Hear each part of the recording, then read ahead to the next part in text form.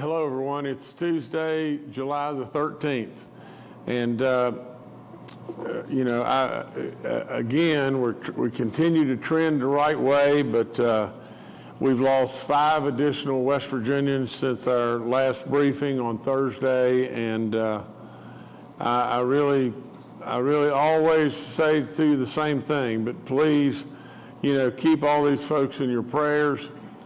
It doesn't really matter, to their families or them, from the standpoint of things are trending better.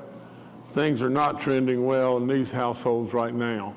And so if you'll remember them and reach out to them if you know them, that would really be appreciated. Our 2,905th death is a 57-year-old male from Monroe County. Our 2,906th death is an 83-year-old female from Kanawha County. Our 2,907th death is a 74-year-old male from Raleigh County. Our 2,908th death, an 82-year-old female from Berkeley County. And our 2,909th death is an 88-year-old female from Berkeley County. 2,909 great West Virginians that we've lost. You'll hear me throughout this briefing and through all of our briefings that will tell you over and over, I totally respect our rights and our liberties and everything that goes with it. But at the same time, I'll urge you beyond belief because I believe it. I believe it way beyond Republican, Democrat, Independent, whatever it may be. Absolutely, I believe it with all my soul that if you'll be vaccinated, you'll not only save lives, but you absolutely will be so pleased with the ease, the effectiveness, and I wish to goodness that we could some way, somehow take away all these unbelievable, what I call taboos, that are just beliefs in something that doesn't make any sense. I mean, just think about this. In the last few days, I had one of my meals with 5 people, and there was a big discussion. Many of them, had not been vaccinated. And of those that had not been vaccinated, and these were very intelligent, people that weren't kids. I mean, these were 75-year-olds to 40-year-olds. And in all of that, all of them together believed, or thought that there was a strong suspicion that there was something in the vaccine that would enable our federal government to track us. It's just, bless everyone's hearts and beliefs. We're all walking around with a cell phone right now. I mean, our federal government can not only know where we're at, they can listen to us all the time. To come up with an idea that there is a chip or something like that in the vaccine, and it will go into our body, and they'll know where we're at, and everything else. I mean, it's just a stretch beyond what I can believe. So, nevertheless, please keep these folks in your prayers. Please consider being vaccinated. We're going to agree to disagree and move forward. The numbers, we have 60 new positive cases in West Virginia. Our daily positivity rate is at 2.37. Our cumulative rate continues to fall. It's at 4.97. We have active cases in the state of West Virginia for the first time since July the 8th of 2020. The first time in over a year we have active cases in the state of West Virginia under 1,000 cases. We have 971, and I believe on Friday, with our briefing on Thursday, was the first day we really officially went under 1,000 folks, that are active cases. We have over 160,000 that have recovered. We have 80 people in the hospitals and 39 in the ICU units. Now, our map is changing a little bit. We have a gold county now, which is a little bit higher elevation than the yellow counties, and we have 5 yellow counties. I remind everybody over and over and over that if you have any symptoms at all, or just some anxiety about, that it could possibly be that you have COVID, go get tested. Go get tested so we can get you the antibodies and we can stomp this thing out. And the other thing I would tell you is just this while I'm on this vaccine deal is if all of us were fair and all of us were honest with each other, would we not say that the more that we have vaccinated, the less will die? That's all there is to it. The more we have vaccinated, anybody is going to say less people will die. So if you're out there and you haven't been vaccinated and you can contribute to helping less people die, we surely want you to consider it and think really hard about it. The vaccine eligibility is 12 and above. The second shot is extremely important. The vaccine effectiveness is unbelievably good. Young people are, a slow point for us, and we need to have help from the parents and grandparents to get our young people across the finish line. And all the information on COVID is up on our info line, and and you can go get that easy. Now, a thing that is absolutely a concern again, and it's moving across our nation. It's not moving across West Virginia in a rapid pace right now, but all of our medical community believes it will, and that's this Delta variant. In some places in our nation, I think in Missouri, I saw a little special, I won't call it the end of it, so don't hold me to this, but at the hospitals, they were scrambling around, trying to find additional respirators. It sounds awfully familiar to the horror story that we went through and saw all over the place. This Delta variant we know is more contagious and more deadly, and we know that the vaccines are absolutely great at protecting us against this variant. Now, so I would tell you again, we're continuing to watch and do everything as far as our health people in West Virginia in watching, this situation, but like it or not like it, but it's coming to West Virginia.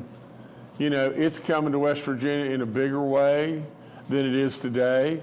I hope and pray that it doesn't come to West Virginia that just absolutely runs across our state like wild, but the odds are it will. We are the 3rd oldest state, and we are absolutely, we have an abundance of chronic illnesses. Absolutely, this thing's going to come to West Virginia. We have 17 cases in West Virginia now. It's gradually going up, but it could really take off. Now, I got to say one last thing, and it's just this. In just a minute, you'll hear astounding numbers. The numbers of the percentage of the folks that are 65 and older and 50 and older, absolutely, it's unbelievable how well we have done in getting those people vaccinated. And they're the people that are the most vulnerable. We know that. But now just think about this just a second. Everybody knows this thing is a chain. That's all there is to it. And if we had 3, we had here, here, and here. And this person, let's say this person right here was unvaccinated and had COVID. And this person over here is unvaccinated. But this person in the middle is vaccinated. It's got to move from here to here to here. This person, by this person right here being vaccinated, is protected today. That's the way this works. And so in all of that, if you're a kid, you know, and you could be this person and be vaccinated, you could protect this person. So all this is a chain. And if we break the chain, we absolutely save lives. It's just as simple as that. And so we have got to continue to push more and more and more folks to get vaccinated. Tomorrow we'll go back out on the road again. We'll absolutely be giving away some incredible prizes. Baby Dog will go with us. I don't know where we're going right yet and everything, but nevertheless, we'll go and we'll be giving away all the weekend getaways at our parks and all this stuff and everything. What I'll go do is give away a couple big trucks and $1 million to somebody in the state of West Virginia. It's unbelievable. There's 349,000 that are in the drawing. Your chances of winning in this are off the chart. And all you got to do is get vaccinated. That's all you got to do and register. Absolutely, your chances of winning in this are really pretty dadgum good. So in all that, we'll make somebody wealthy tomorrow, and we'll give a couple of great big trucks away along with lots of other stuff. But in that, it is for one purpose and one purpose alone, and that is to continue to try to get more and more and more vaccinated. Because the more we have vaccinated, no question whatsoever, the less will die. And that is absolutely the bottom line to the whole thing. Now, with all that, let me give you some amazing numbers real quick. In the state of West Virginia today, people that are 65 years of age and older, we have 88.7% of them with their first shot. And I have all the confidence in the world that all of them will be getting their second shot. 88.7%. It's unbelievable, unbelievable. The older folks have really responded. From the standpoint of our 50-year-olds, we're at 81.4% of our 50-year-olds. It is unflat believable. Now listen to this number. We're now above 65% of all those 12 and older. We're at 66.8% right now of all the population that are 12 and older. Now remember that number we were trying so hard to get to. We were really trying hard to get there by our state's birthday, June the 20th. But in all of that and everything, we didn't quite get there, but we were getting rid of the mask on June the 20th, and I felt like we were in good enough shape to be able to do that. Now, we're at 66.8% of all the folks in West Virginia that are 12 and older that have received their first shot. So absolutely, as we go forward, West Virginia, you're doing really good. Just keep at it, keep at it. We're going to now target, we're going to change it again. We're going to now target 90% of our people that are age 65 and older, and we're going to target 85% of our 50-year-olds and older. That's great work. Lots and lots of people putting in these licks. Now, as far as getting tested, the free testing map, as far as thanking Frith and Walgreens, we thank you over and over and over, and take advantage, please do. We have 4 outbreaks in our long-term care facilities, 3 outbreaks in our churches, in our church community. That's in Cabell, McDowell, and Webster counties. We have 1 inmate and 1 staff case in the state of West Virginia in corrections. It's great work. I encourage you about giving blood and plasma and everything. It is so important to us, and you've done a good job on that. Just keep it up. We've lost a wonderful mayor in the town of Martinsburg. On Thursday, the city of Martinsburg's mayor, Harriet Johnson, passed away. Mayor Johnson was extremely proud of being elected as the first female mayor in this city's 243-year history. It's a big loss, someone who changed history, made history. Absolutely. So To Mayor Johnson and all of her loved ones and family and everything, Kathy and I send out prayers and love and our thoughts, and absolutely we want you to know we're right with you, and we thank you for all your service to an absolute outstanding community, a community that's on the move like nobody's business and everything. We again thank you for your service and your work, and may God be with you and all your family. She'll really, really be missed. Just another a couple of quick announcements. The Chef Ambassador Program, we launched the West Virginia Chef Ambassador Program yesterday. It's showcasing the talent of our chefs and the unbelievable culinary industry that's in West Virginia, and all the neat and best kept secrets about the flavors and all kinds of the great stuff that we have with our favorite local dishes. And it does shine an additional spotlight on West Virginia, and from the standpoint of our ambassadors will be selected to serve a one-year term based on a set of evaluation criteria, such as the years of experience in the food service industry, demonstration of leadership within their local community, innovation and culinary experience in the workplace, and support of West Virginia agriculture. So it is, I encourage you to nominate your favorite West Virginia chef, and it's a great honor and everything, and it's a great promotion from the standpoint of what we're doing in tourism and economic development, and our commerce department is so all good stuff. Now, Mark Curtis has got a video for us, and I want to give Mark, kudos again, an incredible shout out to him. And this weekend he spent time on his statewide news show to share stories from West Virginians that had survived COVID. And one of those is with us today. He's a reporter. His name is Aaron Noon, and who also works at WOWK, and or her rather. I'm sorry. It's Aaron. Will be with us, and she'll tell her story, and it's a very impactful story, and I hope that all of you will watch and listen, because it's a great video. Thank you, Mark.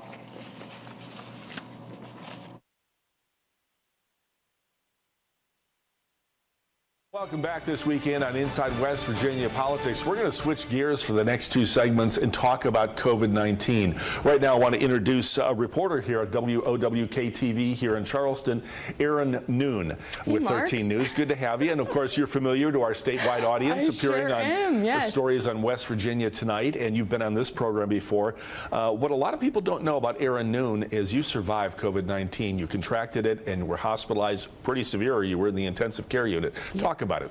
Yeah, it was kind of crazy, because it was about 2 weeks before I was going to be eligible to receive the COVID-19 vaccine. I was super excited about it, and then all of a sudden I started feeling symptomatic, headache, cough. The cough was probably my worst symptom, to be honest. And then that night, I got tested and it came back positive, so of course I was pretty shooken up, just trying to stay calm and everything.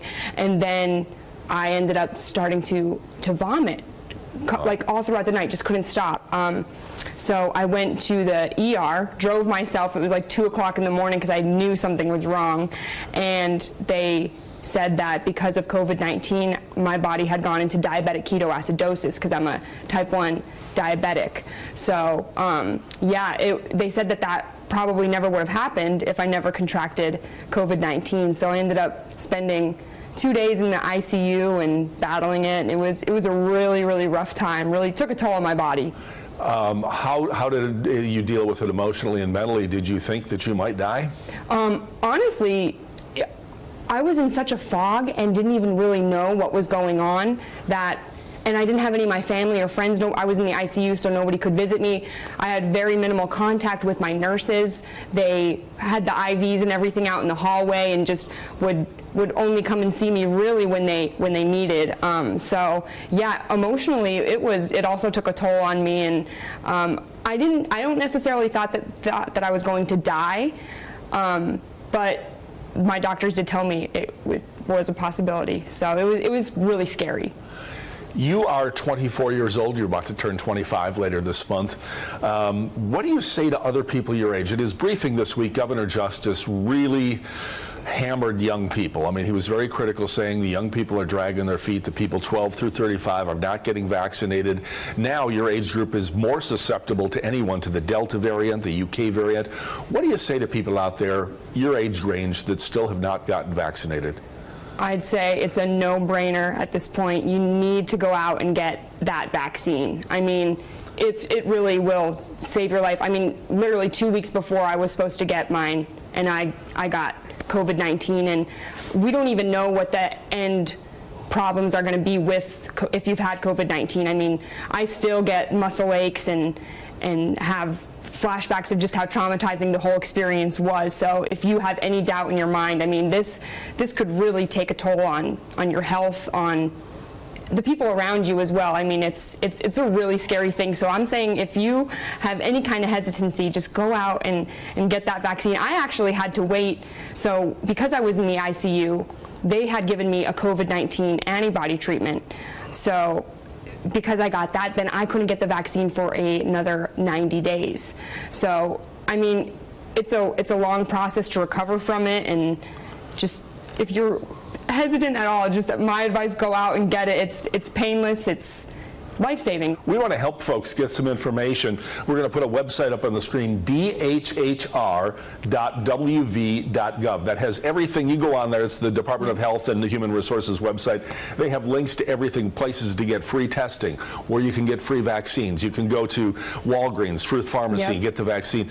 You can call the county health department where you live, and they can get you a vaccine. I walked right into the Canal Charleston Health Department. I said, "Can I get a vaccine?" They were like, "Yep," and that's how simple it was for me. So you could probably go into anywhere and just say, "Hey, I'm looking to get my COVID-19 vaccine," and they will help you. Yeah, most family practice physicians now have the doses in their office. I mean, it's easy to get.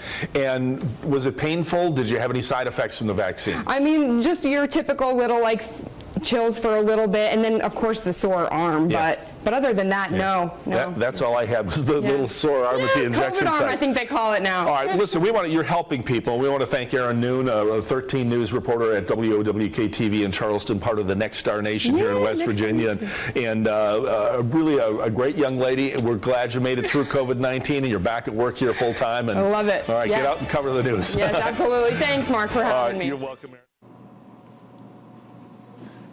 Well, Aaron, first and foremost, thanks for telling your story, and Mark, thanks for doing that segment and everything, and thanks for everybody, all that you do all the time, and I'll never forget, all the work you did on the St. Albans Clinic, and just being out there in front and trying to help us. So I think you're in your own way, you're saving lives just like all that we're trying to do as well. So anyway, that's all I've got right now, and thank you so much. All right, thank you, Governor. Let's now go to Dr. Clay Marsh, our coronavirus czar.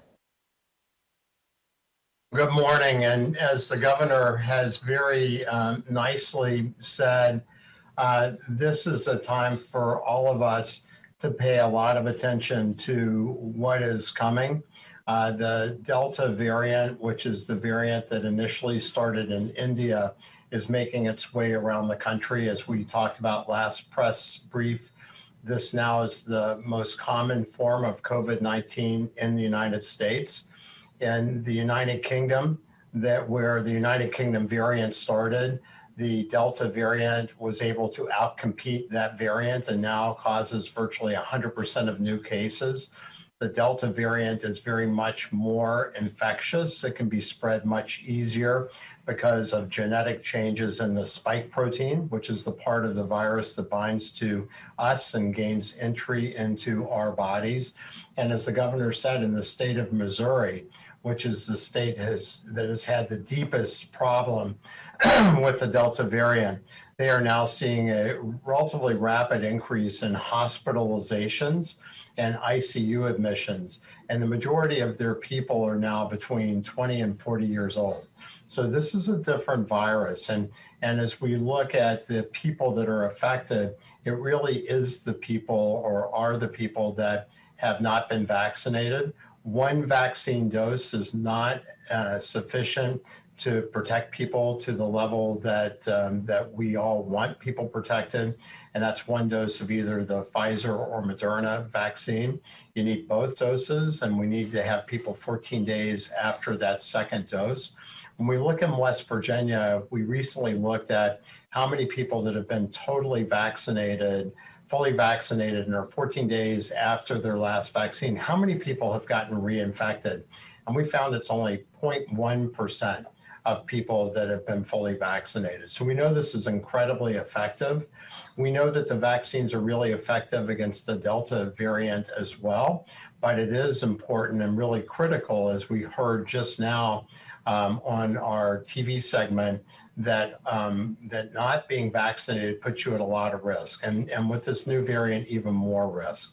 As we look forward for school starting, the Centers for Disease Control just released their recommendations for school, and we will go over that as we talk with Superintendent Birch and Deputy Superintendent Blatt and other folks in the education domain.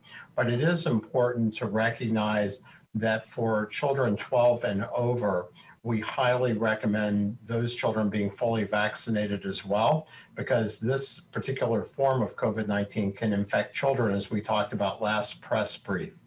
We also know that in places around the world that don't have sufficient vaccines, like the South American countries and like the continent of Africa, we are seeing a rapid increase in the number of cases. And to that end, in the United States, we have had our first week in the last several weeks of having over an average of over 20,000 cases per day in the US, and yesterday we had 32,000 cases.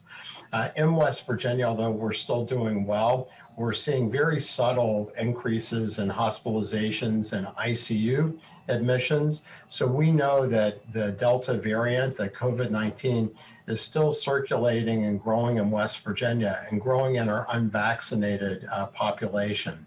In South America, there's a new variant that has come up, particularly in the country of Peru, which is the Lambda variant, which is just another form of COVID-19 where we've had changes in the ability of COVID-19 to infect.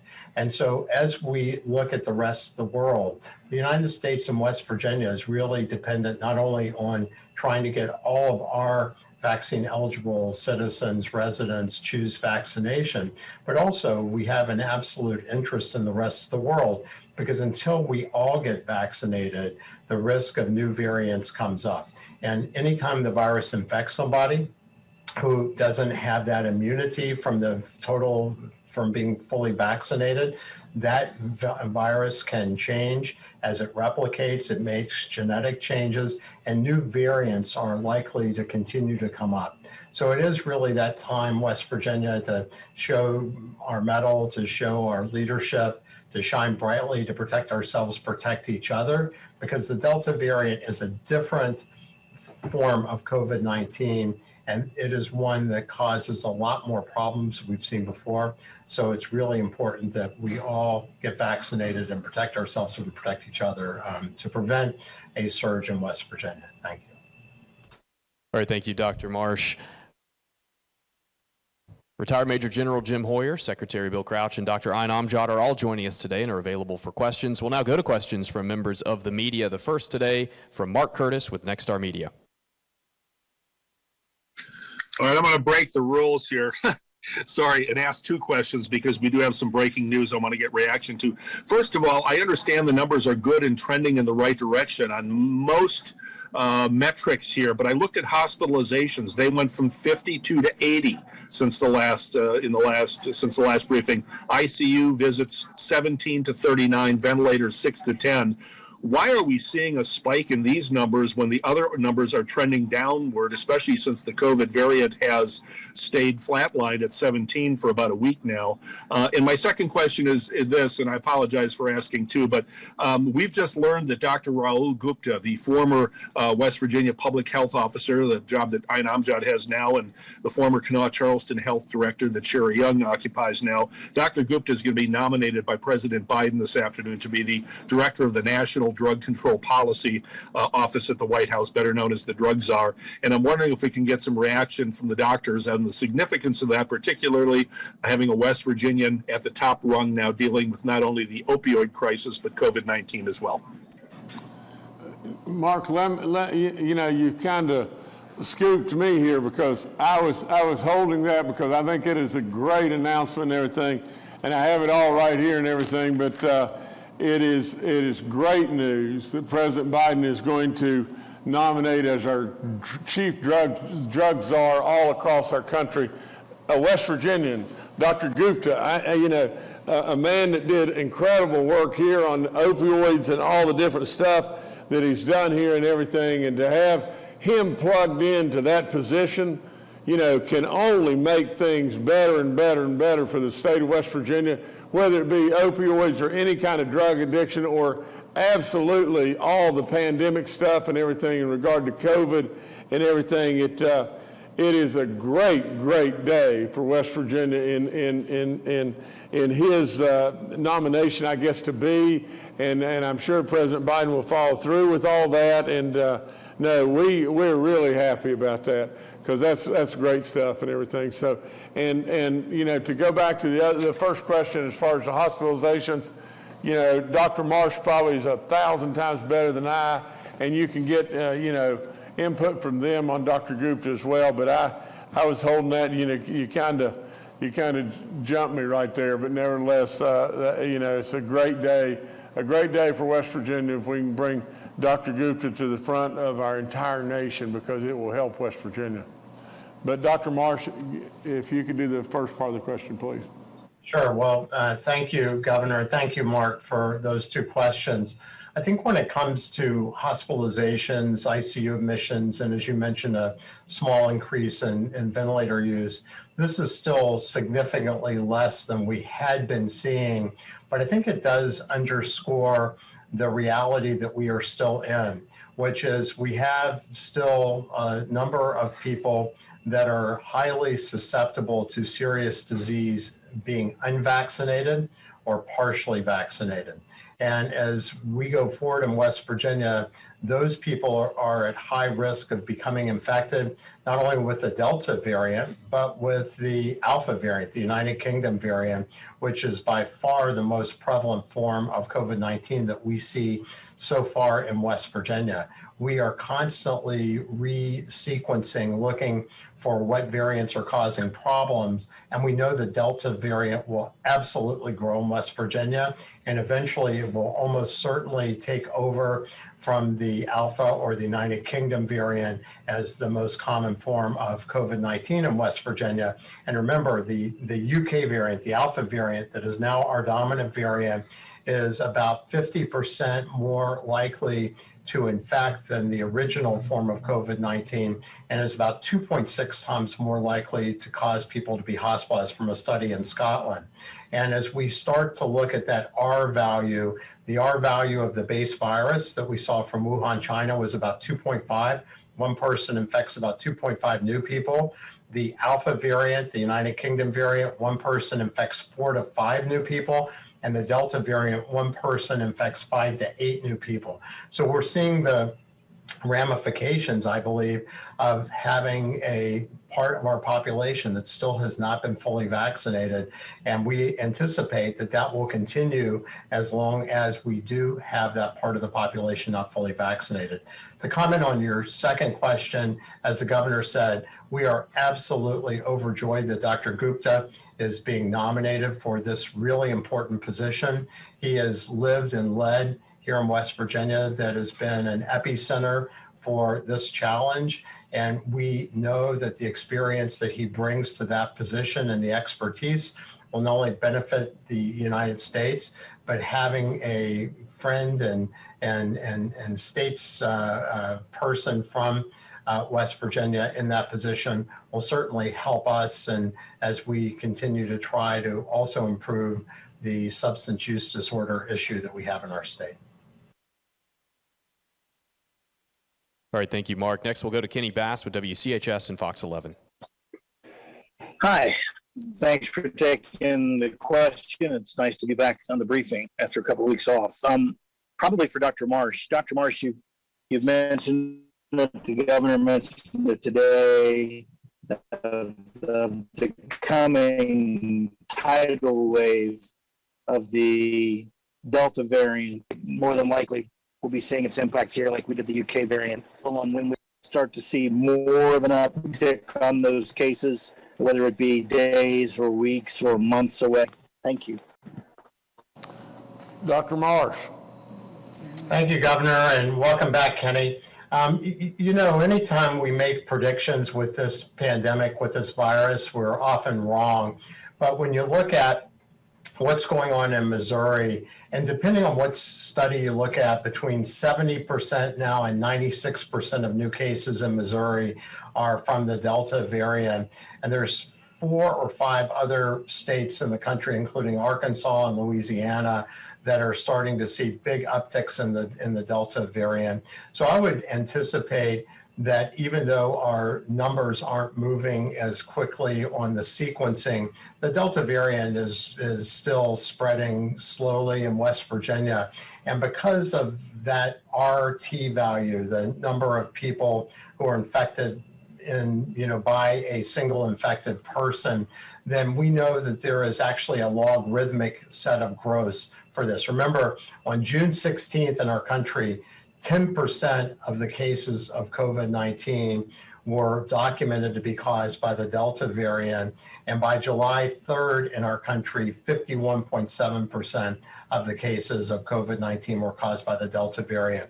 So there is a very rapid logarithmic growth curve for these numbers. So I would anticipate in the next, week to few weeks, we will see the Delta variant start to become much more dominant in West Virginia, and maybe even sooner than that. All right, thank you, Kenny. Next to Brad McElhenney with West Virginia Metro News. Hi, Governor. Hi, everybody. Governor, a bit of a switch to a civics and organizational question. You've had a switch in your senior advisor. For those of us who don't know, what does a senior advisor do, and why does the governor's office need one? Thank you. Well, to tell you the truth, Bray, Bray's a really close friend, and he did a great job. I hope he's not going to just go off and get lost and everything, but he does have some business things that he's working on. I just recently made the recommendation to put him on the Board of Governors at WVU, and we surely don't, want to avoid any type of conflict there. And from the standpoint of, Bray's contribution, it was invaluable, and I hope from time to time, in fact, as often as he'd like, I surely hope Bray will surely come back and talk about matters that won't have anything to do with WVU or anything like that. But it is, from the standpoint of, Roman and what Roman will be doing here, Roman Stauffer, and what he'll be doing is Roman will be, liaisons, with our federal partners and with monies that will be coming out of D.C. and he'll be working on a lot of different aspects and a lot of different things and everything. But Roman's got a lot of experience, and Roman and I worked really well together, and I've got a lot of confidence in Roman as well. But I think from the standpoint of that advisor position, Brad, to be more, right to the point, I think, just from the standpoint of a constant communication line, a confidence with one another and everything, and from the standpoint of me trying to surround myself with people that have good ideas and are smart people and everything, and can come up with a creative idea on something that we may miss. So again, a million thanks to Bray. We don't want him to run off and just get gone and everything, because a valuable guy, but he's got a lot of, he's put in a lot of licks, and he's got a lot of opportunities in front of him in the business world, and he's wanting to do some of that too. So of respect and everything, and a lot of thanks, for all of his work, and anxious to get Roman in the saddle and doing great work around here as well. All right, thank you, Brad. Next to Steve Adams with Ogden Newspapers.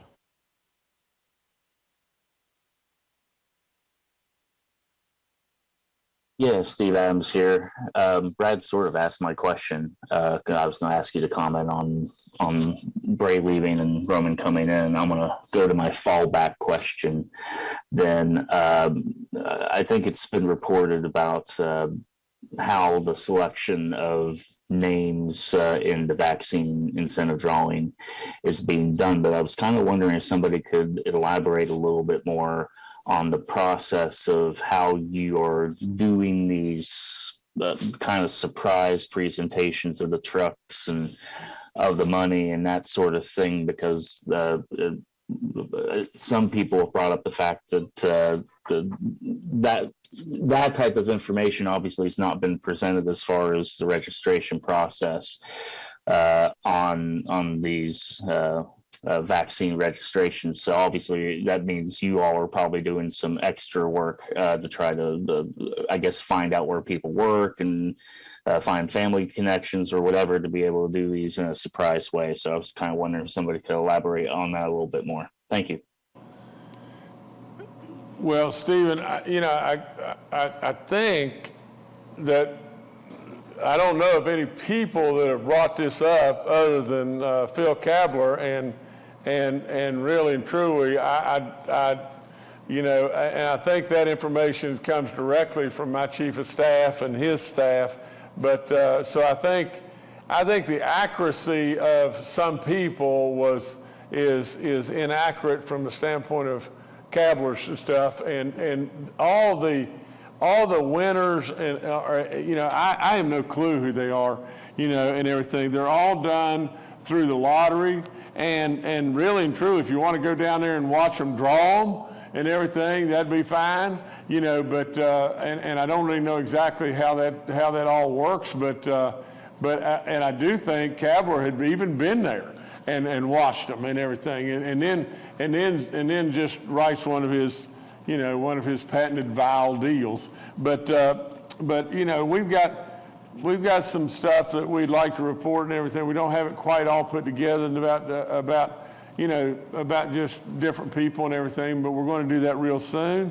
But Stephen, you got to know from my standpoint, I don't want to know who's won until the lottery picks them, and then once they pick them and everything, what we've done is we just found out, where they are and everything, and then just kind of caught them a little off guard. Over the lady that won $1 million over in Princeton, once we knew who she was and everything, it just worked out that she worked at one of Bill Cole's dealerships, and so I called Bill and told Bill, and Bill surely kept it secret and everything. And lo and behold, when we got over there, we really surprised her. And Bill put on an incredible show. Had a cake and a bunch of stuff that surely was at his expense. But the odds of these people winning are pretty daggum good. And I don't know why in the world we can't get more and more and more folks that are registered and more folks that are vaccinated. But from the standpoint of all above board, and us in this office having nothing whatsoever to do with the selection of those people, I mean, that's just about as silly in my book as believing that this vaccine's got some kind of tracer in it and they're going to know where you are when you're carrying a cell phone around, and the government has every ability to be able to know where you are at all times. So the lottery has an independent auditor, and I'm sure they're doing it all above board. All right, thanks, Steve. Next to Charles Young with WV News. Hi, this is Charles Young with WV News. I was wondering if the state is keeping track of the folks who have only received their first vaccine shot and have not, for whatever reason, returned for a second. And so I was wondering if we have an idea of the number of those folks, and then is there any particular effort being made to reach out to those folks and persuade them to return for the second shot? Thank you. General Hoyer, we haven't heard from you, sir. I think it's you. Yes, sir, Governor. Thank you. But Charles, we run, particularly in the age 50 to above group, about on average 10% of the people who have had their first vaccine are still in process of getting their second vaccine, and that has stayed pretty steady. So as the governor pointed out, the good news is our trend line shows that West Virginia has a very good success rate of the second vaccines. As far as individuals by name, we do not at this point track those, but we are looking at various options to be able to do some things such as text messages or things of that nature to individuals going forward to make sure we stay at those steady states on our second dose. And we do see a slightly slower uptake of second dose rates for those in those younger age categories, particularly 18 to 29. But on an overall basis, right now, West Virginia has a pretty good follow-on uptake of second doses. Thank you. All right, thank you, Charles. Next to Mark Cram with WDVM. Well, good morning or almost good afternoon to you, Governor, and certainly your panel that you've assembled here worked very well on saving lives. I wanted to kind of shift gears a little bit and talk about something else that your administration has done or is doing to save lives, and that is thank you for the additional patrols along Interstate 81 in Berkeley County. It's been noticed by local residents. They've reached out to me and commented on this. They also feel it's a good first step. What additional things can be done? One of the points was made was that many of these accidents occur in the construction zones. Is there a way that construction companies can be incentivized to complete construction sooner so that it's not delayed and that the zones are cleaned up more quickly with that construction? And are there additional things that can be done to make Interstate 81 a more safe place in West Virginia? Thank you so much. Well, Mark, good to see you. And you know, when Senate President Blair came to me and said we've got a real situation up there, we had a couple of Good Samaritans got killed up there, and you know, in trying to do great work, we surely responded. We responded as best we possibly, in every way we know.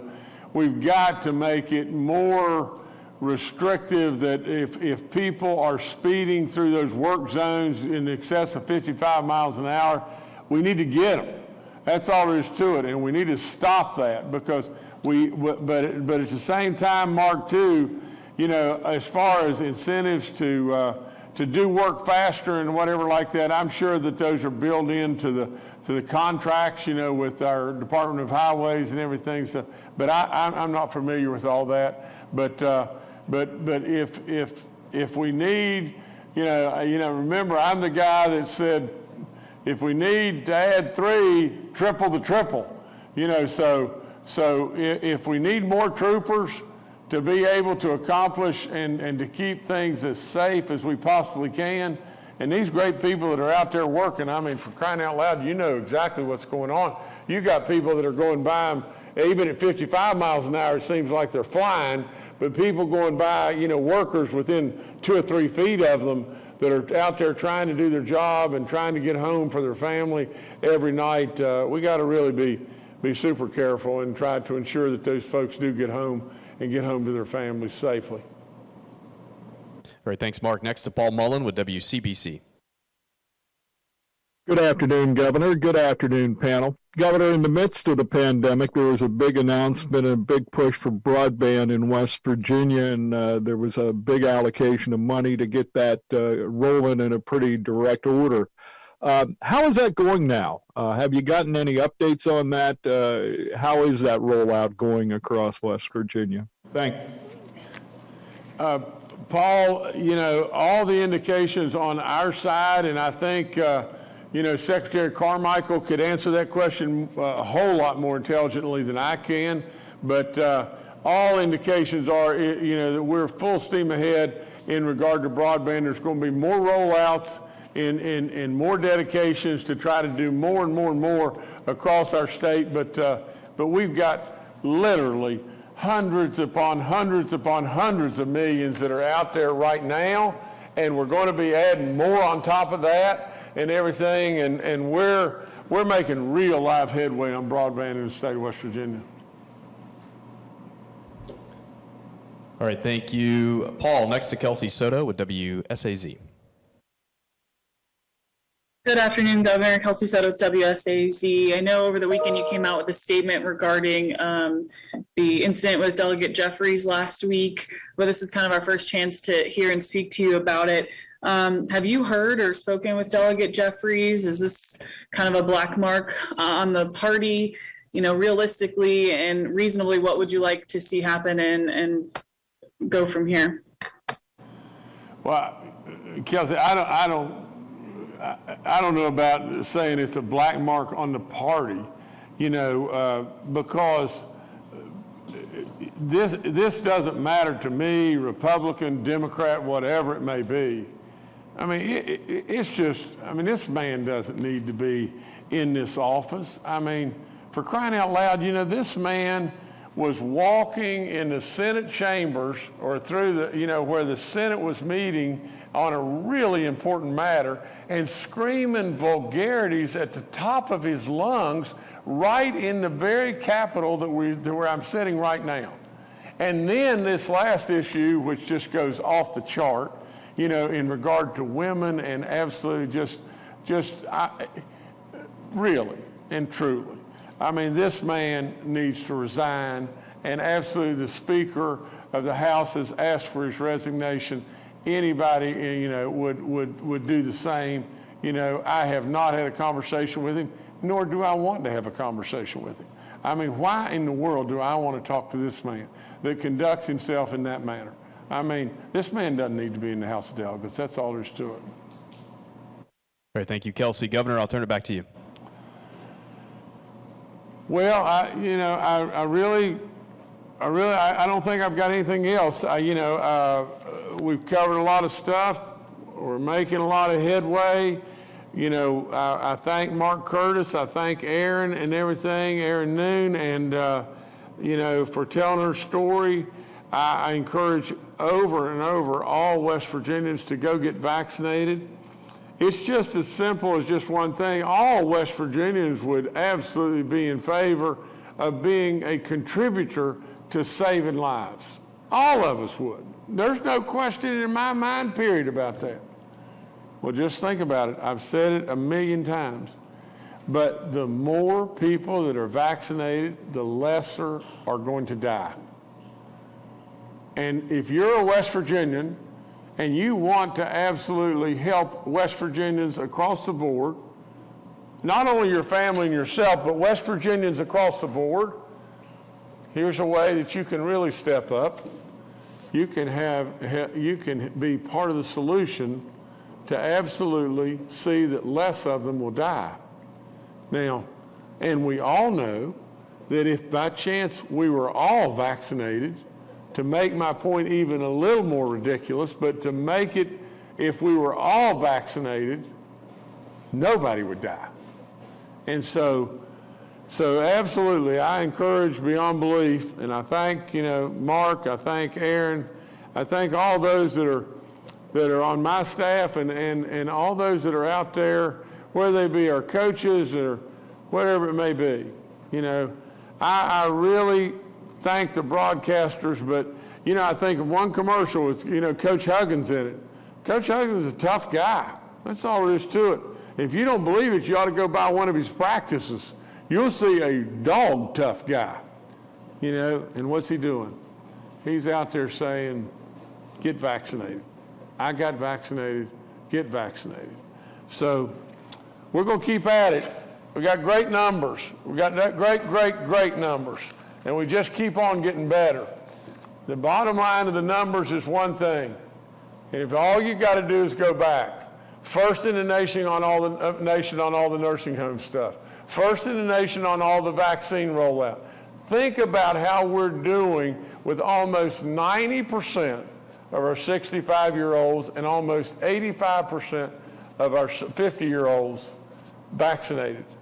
Absolutely West Virginia, nobody, you have absolutely nothing to be anything except super proud of. Keep it up. Keep helping me and everything. We're going to get there. Absolutely, we're going to beat this thing. We're going to beat it together. But you've done it, West Virginia. Really proud of you. Thank you.